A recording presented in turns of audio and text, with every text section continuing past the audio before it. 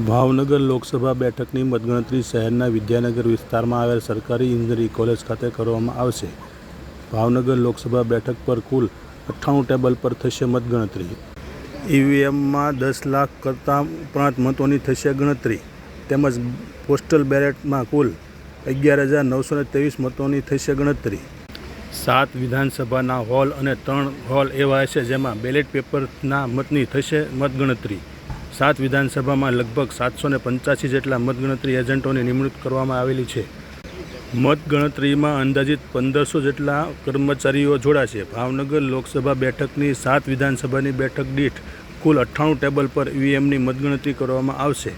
લોકસભા બેઠકમાં ઈવીએમની કુલ 144 રાઉન્ડમાં મતગણતરી કરવામાં આવશે તેમજ પોસ્ટલ બેલેટ માટે કુલ 37 ટેબલો પર બેલેટ પેપરની મતગણતરી કરવામાં આવશે. મતગણતરીની સમગ્ર પ્રક્રિયાનું સીસીટીવી દ્વારા મોનિટરિંગ કરવામાં આવશે.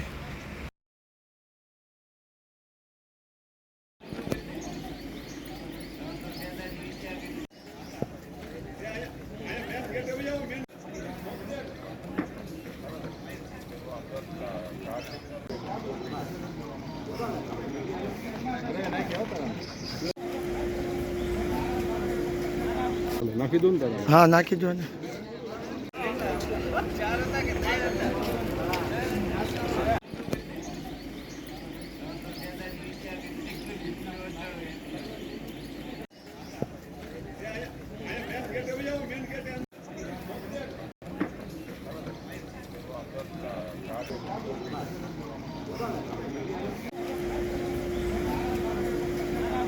નાખી દો ને. હા, નાખી દો ને.